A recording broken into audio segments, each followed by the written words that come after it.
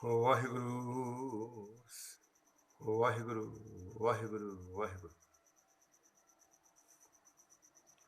सतपुरख जिन जानिया सतगुर तिसका नाम, तिसके संग सिख उधरे नानक हर गुण गाओ।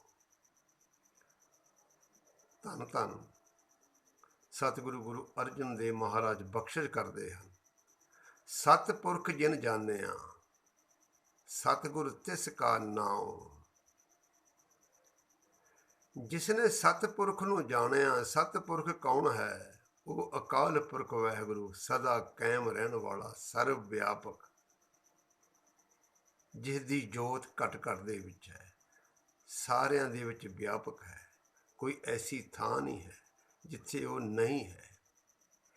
जिसने उसनूं जानिया है, उसनूं पछाणिया है, ਉਹਦਾ नाम सतगुरु है। सतपुरख जिन जानिया सतगुर तिसका नाम। धन धन सतगुरु गुरु ग्रंथ साहिब महाराज ही साडे सतगुरु हन। वो अकाल पुरख वाहिगुरु दा ही रूप हन। धन धन गुरु ग्रंथ साहिब जी दे विच इक्को एक उस अकाल पुरख वाहिगुरु दी ही सिफत है। इक्को एक वो अकाल पुरख वाहिगुरु दा सानू ज्ञान बख्शदे हैं, आत्मक ज्ञान। सतपुरख जिन जानिया सतगुर तिसका नाम, तिसके संग सिख उधरे नानक हर गुण गाओ। ऐ नानक तू भी ओ अकाल पुरख वाहिगुरु दे गुण गा, सतगुरु दे चरनां नाल जुड़ के। जिस सतगुरु ने, ਜਿਹੜਾ सतगुरु ਉਹ अकाल पुरख वाहिगुरु ਦਾ ਹੀ रूप है, ਉਹਦੀ ओट लैके तू भी ਉਹਦੀ गुण गा। तिसके संग सिख उधरे नानक हर गुण गाओ। क्योंकि ਜਿਹੜਾ सतगुरु है, सतगुरु ਸਾਡੇ ਕੋਲੋਂ अकाल पुरख वाहिगुरु ਦੇ गुण ਗਾਉਂਦਾ, अकाल पुरख वाहिगुरु ਦੀ ही सिफत कराਉਂਦਾ। धन धन गुरु ग्रंथ साहिब जी दे विच इक्को एक अकाल पुरख वाहिगुरु दी ही सिफत है। अकाल पुरख वाहिगुरु दे गुण हैं। धन धन गुरु ग्रंथ साहिब जी साडा वो अकाल पुरख वाहिगुरु दे नाल प्यार पाउंदे हैं। तू भी उस सतगुरु दा ओट आसरा लै, तू भी उस सतगुरु की शरण लै। उस सतगुरु की शरण में जाके रब की बंदगी कर, रब दे गुण गा। भाई साहब भाई गुरदास जी बख्शिश करते हैं, जिसने सतगुरु दे नाल ध्यान नहीं जोड़िया, सतगुरु दे नाल प्यार नहीं पाया, सतगुरु का आसरा नहीं लिया, सतगुरु दे नाल ध्यान नहीं जोड़िया। देखो हर मनुख का किते ना किते ध्यान जुड़िया होया। किसी ने अपना ध्यान देवी देवतियां नाल जोड़िया होया, किसी ने सार बेअंत तरह की सार संतां नाल जोड़िया होया, किसी ने डेरियां नाल जोड़िया होया, किसी ने किते ध्यान जोड़िया होया, कोई अपने टब्बर नाल जुड़िया होया। किसी का किसी पासे ध्यान है, किसी का किसी पासे ध्यान है, पर सब तरह का ध्यान दूजा पाओ है। साडे अंदर माया का मोह ही पैदा करेगा। इक्को एक ध्यान सतगुरु का, जिसने सतगुरु के शब्द विच अपना ध्यान जोड़िया, सतगुरु के शब्द नाल जिहड़े जुड़े हुए हैं सतगुरु, उन्हां दा रब नाल प्यार पवा दिंदा। सतगुरु जिसने सतगुरु के शब्द विच ध्यान जोड़िया, अपनी लिव अपनी सुरती गुरु के शब्द विच जोड़ी है, तो गुरु का शब्द सतगुरु का शब्द उसकी लिव उसकी आत्मा नूं परमात्मा दे विच लीन कर दिंदा है। सतगुरु भाई साहब भाई गुरदास जी कहते हैं, विण गुर होर ध्यान है, सब दूजा पाओ। सब दूजा पाओ है, भाव माया दीयां गल्लां, माया का प्यार है। दूजा सब तरह का जो होर ध्यान है, सानू रब नाल नहीं जुड़न देवेगा। विण गुर शब्द ज्ञान है, ਹੁਣ ਕੋਈ ਐਸਾ ਮਨੁੱਖ ਨਹੀਂ ਜਿਸ ਦੇ ਕੋਲ ਕੋਈ ਗਿਆਨ ਨਹੀਂ ਹੈ। ਕੋਈ ਵੀ ਕੰਮ ਗਿਆਨ ਤੋਂ ਬਿਨਾਂ ਨਹੀਂ ਹੁੰਦਾ। ਪਹਿਲਾਂ ਗਿਆਨ ਤਾਂ ਪ੍ਰਾਪਤ ਕਰਨਾ ਪੈਂਦਾ।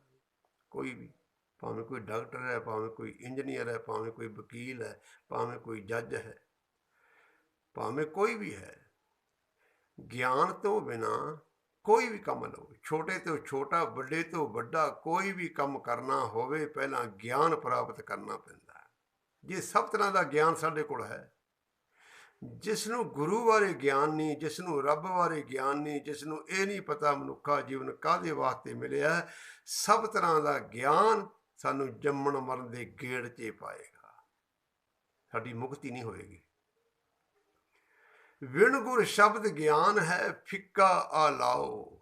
ਸਭ ਤਰ੍ਹਾਂ ਦਾ ਗਿਆਨ ਫਿੱਕਾ ਹੈ, ਫਿੱਕਾ ਆਲਾਓ।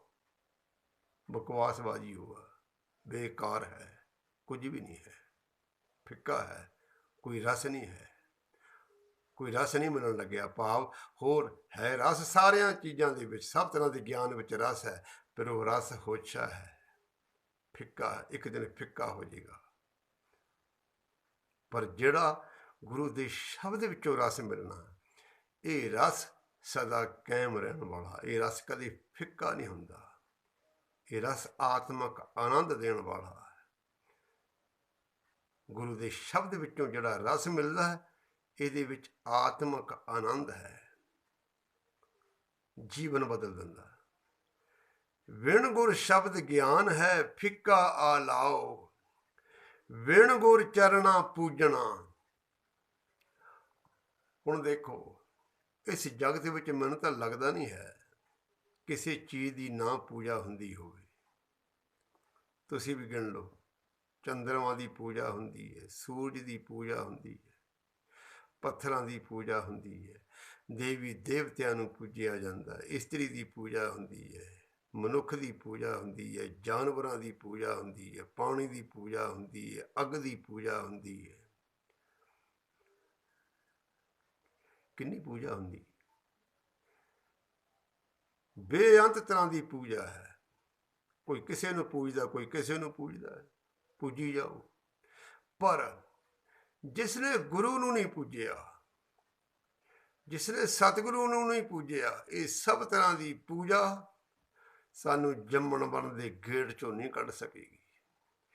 ਜੰਮਣ ਮਰਨ ਦੇ ਗੇੜ 'ਚੋਂ ਕੱਢ ਦੇਣ ਵਾਲੀ ਪੂਜਾ ਸਤਿਗੁਰੂ ਦੀ ਹੈ, ਗੁਰੂ ਦੀ ਹੈ।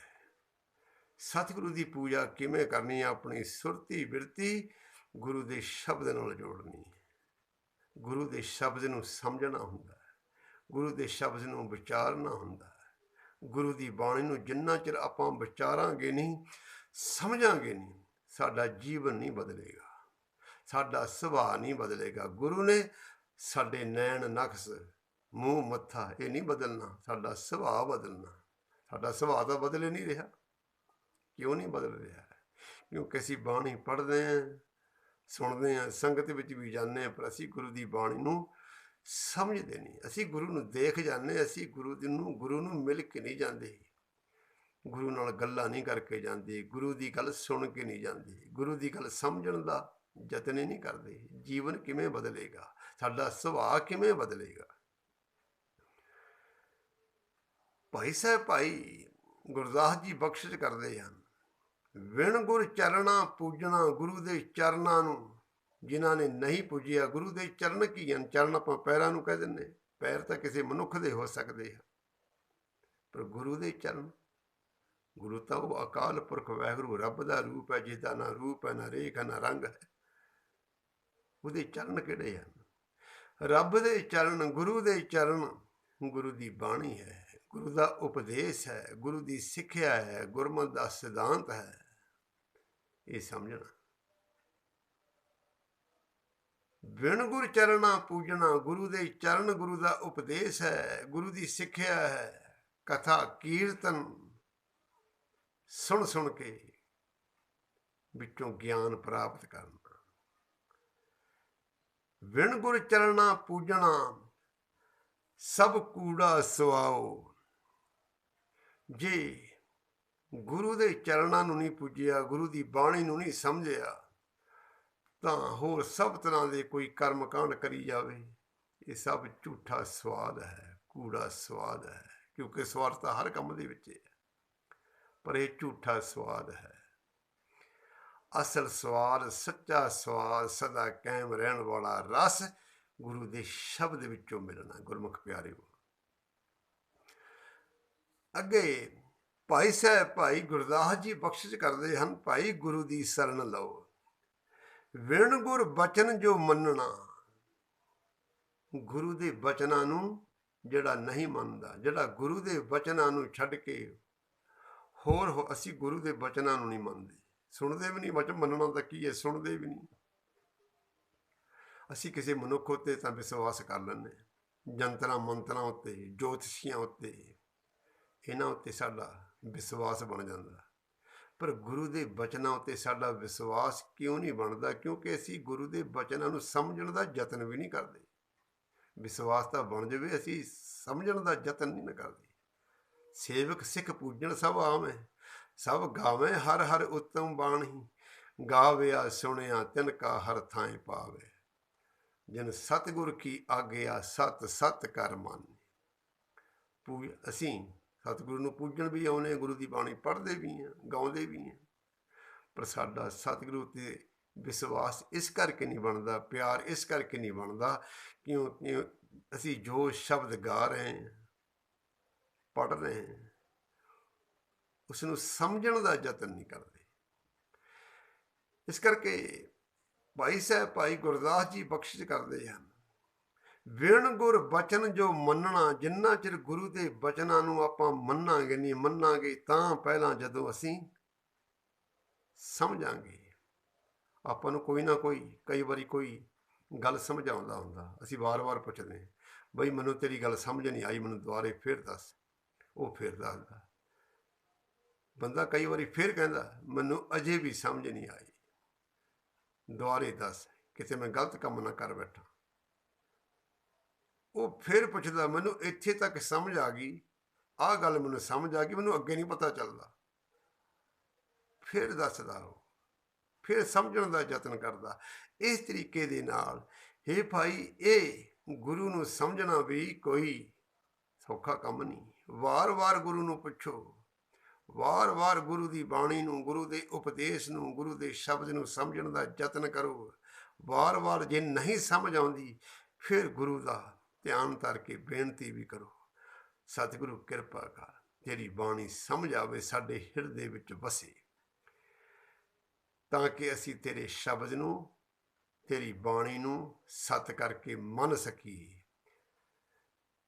ਨਹੀਂ ਤਾਂ ਵਿਣ ਗੁਰ ਬਚਨ ਜੋ ਮੰਨਣਾ, ਭਾਈ ਸਾਹਿਬ ਕਹਿੰਦੇ ਆ, ਜੇ ਕੋਈ ਗੁਰੂ ਦੇ ਬਚਨਾਂ ਨੂੰ ਤਾਂ ਮੰਨਦਾ ਨਹੀਂ, ਵਿਣ ਗੁਰ ਬਚਨ ਜੋ ਮੰਨਣਾ ਊਰਾ ਪਰਥਾਓ। ਸਭ ਹੇਠਲੀਆਂ ਗੱਲਾਂ, ਹੇਠਲੀਆਂ ਗੱਲਾਂ, ਕੁਝ ਵੀ ਨਹੀਂ ਇਹਦੇ ਵਿੱਚੋਂ ਮਿਲਣਾ। ਸਾਡਾ ਜੀਵਨ ਸਫਲਾ ਨਹੀਂ ਹੋਏਗਾ। ਵਿਣ ਗੁਰ ਬਚਨ ਜੋ ਮੰਨਣਾ ਊਰਾ ਪਰਥਾਓ। ਸਾਧ ਸੰਗਤ ਵਿਣ ਸੰਗ ਹੈ, ਸਭ ਕੱਚਾ ਚਾਓ। ਹੁਣ ਗੁਰੂ ਦੀ ਸੰਗਤ, ਜਿਹੜਾ ਗੁਰੂ ਦੀ ਸੰਗਤ ਨਹੀਂ ਕਰਦਾ, ਕੋਈ ਐਸਾ ਮਨੁੱਖ ਨਹੀਂ ਜਿਹੜਾ ਸੰਗਤ ਨਹੀਂ ਕਰਦਾ। ਸਾਰੇ ਕਿਸੇ ਨਾ ਕਿਸੇ ਸੰਗਤ ਨਾਲ ਜੁੜੇ ਹੋਏ। ਪਰਿਵਾਰ ਦੀ ਵੀ ਤਾਂ ਸੰਗਤ ਹੈ।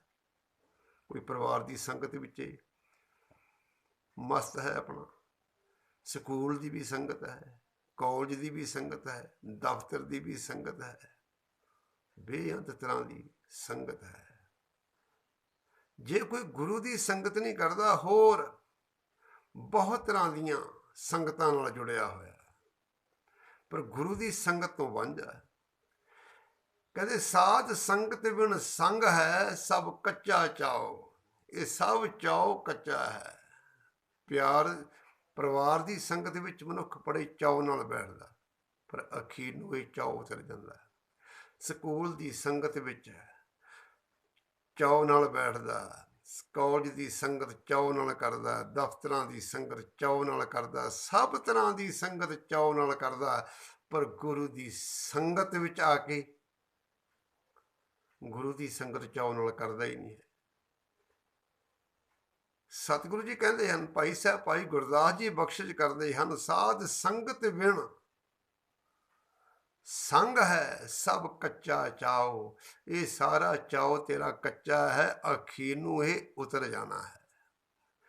ਪਰ ਜੋ ਮਨੁੱਖ ਸਹੀ ਅਰਥਾਂ ਵਿੱਚ ਗੁਰੂ ਦੀ ਸੰਗਤ ਕਰਦਾ ਹੈ, ਗੁਰੂ ਦੀ ਸਹੀ ਅਰਥਾਂ ਵਿੱਚ ਸੰਗਤ, ਗੁਰੂ ਦੇ ਸ਼ਬਦ ਨਾਲ ਜੁੜਨਾ, ਗੁਰੂ ਦੀ ਬਾਣੀ ਨਾਲ ਜੁੜਨਾ, ਗੁਰੂ ਦੇ ਸ਼ਬਦ ਨੂੰ ਸਮਝਣਾ ਹੈ। ਸਾਧ ਸੰਗਤ ਬਿਨ ਸੰਗ ਹੈ ਸਭ ਕੱਚਾ ਚਾਓ। ਪੀਰ ਮੁਰੀਦਾਂ ਪਿਰਹੜੀ ਜਿਨ ਜਾਨ ਨ ਲਾਓ। ਗੁਰੂ ਐਸੀ ਆਪਣੇ ਸਿੱਖ ਦੇ ਹਿਰਦੇ ਵਿੱਚ ਪਿਆਰ ਪੈਦਾ ਕਰ ਦਿੰਦਾ, ਪ੍ਰੀਤ ਪੈਦਾ ਕਰ ਦਿੰਦਾ। ਪੀਰ ਮੁਰੀਦਾਂ ਪਿਰਹੜੀ ਜਿਨ ਜਾਨ ਨ ਲਾਓ। ਉਹ ਮਨੁੱਖ ਇਹ ਮਨੁੱਖਾ ਜਨਮ ਦੀ ਬਾਜੀ ਜਿੱਤਣੀ ਸਿੱਖ ਜਾਂਦਾ ਔਰ ਜਿੱਤ ਜਾਂਦਾ। ਇਹ ਜਿਹੜਾ ਦਾ ਬਾਜੀ ਜਿੱਤਣ ਦਾ ਦਾ ਸਿੱਖ ਜਾਂਦਾ, ਮਨੁੱਖਾ ਜੀਵਨ ਆਪਣਾ ਸਫਲਾ ਕਰ ਜਾਂਦਾ। ਗੁਰੂ ਦਾ ਸਿੱਖ ਜਿਸ ਨੇ ਗੁਰੂ ਨਾਲ, ਸਤਿਗੁਰੂ ਨਾਲ ਪਿਆਰ ਪਾਇਆ। ਇਸ ਕਰਕੇ ਭਾਈ ਸਾਹਿਬ ਇਸ ਪਵਿੱਤਰ ਵਚਨਾਂ ਦੇ ਰਾਹੀਂ ਸਾਨੂੰ ਉਪਦੇਸ਼ ਦਿੰਦੇ ਹਨ ਕਿ ਗੁਰਮੁਖ ਪਿਆਰਿਓ, ਗੁਰੂ ਤੋਂ ਬਿਨਾਂ, ਸਤਿਗੁਰੂ ਤੋਂ ਬਿਨਾਂ, ਸਤਿਗੁਰੂ ਤੋਂ ਬਿਨਾਂ ਸਭ ਤਰ੍ਹਾਂ ਦਾ ਗਿਆਨ, ਸਭ ਤਰ੍ਹਾਂ ਦਾ ਧਿਆਨ, ਸਭ ਤਰ੍ਹਾਂ ਦੀ ਪੂਜਾ ਬੇਕਾਰ ਹੈ। ਸਤਿਗੁਰੂ ਇੱਕੋ ਹੈ। ਸਤਿਪੁਰਖ ਜਿਨ ਜਾਣਿਆ, ਸਤਿਗੁਰ ਤਿਸ ਕਾ ਨਾਉ। ਤਿਸ ਕੈ ਸੰਗ ਸਿੱਖ ਉਧਰੇ, ਨਾਨਕ ਹਰ ਗੁਣ ਗਾਓ। ਅਸੀਂ ਸਿੱਖ ਵੀ ਸੁਰਤੀ ਬਿਰਤੀ ਕਰਕੇ, ਜਿਵੇਂ ਕਿ ਗੁਰੂ ਨਾਨਕ ਦੇਵ ਮਹਾਰਾਜ ਨੂੰ ਪੁੱਛਿਆ ਸੀ, ਕਵਣ ਗੁਰੂ ਕਿਸ ਕਾ ਤੂੰ ਚੇਲਾ। ਸ਼ਬਦ ਗੁਰ ਸੁਰਤ ਤੁਮ ਚੇਲਾ। ਅਸੀਂ ਚੇਲੇ, ਅਸੀਂ ਸਿੱਖ ਸੁਰਤੀ ਕਰਕੇ, ਸਰੀਰ ਕਰਕੇ ਨਹੀਂ, ਸਰੀਰ ਕਰਕੇ ਨਹੀਂ। ਆ ਸਰੀਰ ਮੇਰਾ, ਮੈਂ ਕਥਾ ਵੀ ਕਰਦਾ, ਮੇਰਾ ਲਿਬਾਸ, ਮੇਰਾ ਬਾਣਾ ਸਿੱਖਾਂ ਵਰਗਾ। ਜੇ ਮੇਰੀ ਸੁਰਤੀ ਬਿਰਤੀ ਕਿਸੇ ਹੋਰ ਵਿੱਚ ਆ, ਵਿਸ਼ਵਾਸ ਮੈਂ ਕਿਸੇ ਦੇਵੀ ਦੇਵਤੇ ਉੱਤੇ ਕਰੀ ਬੈਠਾ, ਵਿਸ਼ਵਾਸ ਮੇਰਾ ਕਿਤੇ ਹੋਰ ਪਾਸੇ ਹੈ, ਤਾਂ ਮੈਂ ਗੁਰਸਿੱਖ ਨਹੀਂ ਹੋ ਸਕਦਾ। ਗੁਰਸਿੱਖ ਮੈਂ ਤਾਂ ਜੇ ਮੇਰੇ ਅੰਦਰ ਗੁਰੂ ਦਾ ਸ਼ਬਦ ਹੈ, ਮੇਰਾ ਗੁਰੂ ਦੇ ਸ਼ਬਦ ਉੱਤੇ ਹੀ ਵਿਸ਼ਵਾਸ ਹੈ, ਗੁਰੂ ਦੀ ਬਾਣੀ ਉੱਤੇ ਹੀ ਵਿਸ਼ਵਾਸ ਹੈ, ਤਾਂ ਮੈਂ ਗੁਰਸਿੱਖ ਹਾਂ। ਕਿਉਂਕਿ ਮੇਰੇ ਅੰਦਰ ਗੁਰੂ ਹੈ, ਗੁਰੂ ਦਾ ਸ਼ਬਦ ਹੈ, ਮੇਰੇ ਹਿਰਦੇ ਵਿੱਚ ਹੈ, ਤਾਂ ਮੈਂ ਗੁਰਸਿੱਖ ਹਾਂ। ਜੇ ਅੰਦਰ ਸ਼ਬਦ ਨਹੀਂ ਹੈ, ਕਹਿਣਗੇ ਫਿਰ ਵੀ ਲੋਕ ਮੈਨੂੰ ਸਿੱਖ ਹੀ, ਕਿਉਂਕਿ ਲਿਬਾਸ ਮੇਰਾ ਸਿੱਖਾਂ ਵਰਗਾ। ਪਰ ਮੈਂ ਗੁਰਸਿੱਖ ਨਹੀਂ ਹੋ ਸਕਦਾ, ਭੇਖੀ ਸਿੱਖ ਹੋ ਸਕਦਾ। ਭੇਖ ਹੈ, ਕੇਵਲ ਮੇਰਾ ਭੇਖ ਹੈ ਬਾਹਰਲਾ, ਅੰਦਰ ਸ਼ਬਦ ਤਾਂ ਹੈ ਨਹੀਂ। ਗੁਰਸਿੱਖ ਮੈਂ ਤਦ ਹੋਵਾਂਗਾ ਜਦੋਂ ਮੇਰੇ ਅੰਦਰ ਗੁਰੂ ਦਾ ਸ਼ਬਦ ਹੋਏਗਾ, ਗੁਰੂ ਦੀ ਬਾਣੀ ਹੋਏਗੀ, ਮੈਨੂੰ ਗੁਰਮਤਿ ਦੇ ਸਿਧਾਂਤ ਬਾਰੇ ਸਮਝ ਹੋਏਗੀ, ਮੇਰਾ ਗੁਰੂ ਕੀ ਕਹਿ ਰਿਹਾ ਹੈ। ਮੇਰੀ ਸੁਰਤੀ ਬਿਰਤੀ ਗੁਰੂ ਦੇ ਸ਼ਬਦ ਨਾਲ ਜੁੜੀ ਹੋਵੇ, ਮੇਰਾ ਗੁਰੂ ਉੱਤੇ ਵਿਸ਼ਵਾਸ ਹੋਵੇ, ਤਾਂ ਮੈਂ ਗੁਰਸਿੱਖ ਹਾਂ। ਜੇ ਮੇਰਾ ਵਿਸ਼ਵਾਸ ਕਿਸੇ ਹੋਰ ਪਾਸੇ, ਦੇਵੀ ਦੇਵਤੇ ਉੱਤੇ, ਜਿੱਥੇ ਮੇਰੀ ਸੁਰਤੀ ਜੁੜੀ ਹੋਈ, ਜਿੱਥੇ ਮੇਰੀ ਸੁਰਤੀ ਜੁੜੀ ਹੋਈ ਹੈ, ਮੈਂ ਚੇਲਾ ਉਹਦਾ, ਮੈਂ ਸਿੱਖ ਉਹਦਾ। ਇਸ ਕਰਕੇ ਉਹ ਮਨੁੱਖ ਭਾਗਾਂ ਵਾਲੇ ਹਨ ਜਿਹੜੇ ਗੁਰੂ ਦੀ ਬਾਣੀ ਨੂੰ ਆਪਣੇ ਹਿਰਦੇ ਵਿੱਚ ਵਸਾਉਂਦੇ ਹਨ ਅਤੇ ਗੁਰੂ ਉੱਤੇ ਵਿਸ਼ਵਾਸ ਕਰਦੇ ਹਨ ਅਤੇ ਬੇਨਤੀ ਕਰਦੇ ਹਨ ਕਿ ਹੇ ਸਤਿਗੁਰੂ, ਧੰਨ ਧੰਨ ਗੁਰੂ ਗ੍ਰੰਥ ਸਾਹਿਬ ਮਹਾਰਾਜ, ਤੂੰ ਹੀ ਮੇਰਾ ਸਤਿਗੁਰੂ ਹੈ, ਤੂੰ ਹੀ ਮੇਰਾ ਰੱਬ ਹੈ, ਮੇਰੇ ਉੱਤੇ ਕਿਰਪਾ ਕਰੀ, ਮੈਨੂੰ ਆਪਣੇ ਚਰਨਾਂ ਨਾਲ ਜੋੜ ਕੇ ਰੱਖੀ, ਮੈਂ ਤੈਨੂੰ ਛੱਡ ਕੇ ਕਿਤੇ ਹੋਰ ਪਾਸੇ ਭਟਕ ਨਾ ਜਾਵਾਂ, ਮੇਰੇ ਉੱਤੇ ਇਹ ਬਖਸ਼ਿਸ਼ ਕਰ। ਸਾਨੂੰ ਇਹ ਬੇਨਤੀ ਹਰ ਵਕਤ ਕਰਦੇ ਰਹਿਣਾ ਚਾਹੀਦਾ।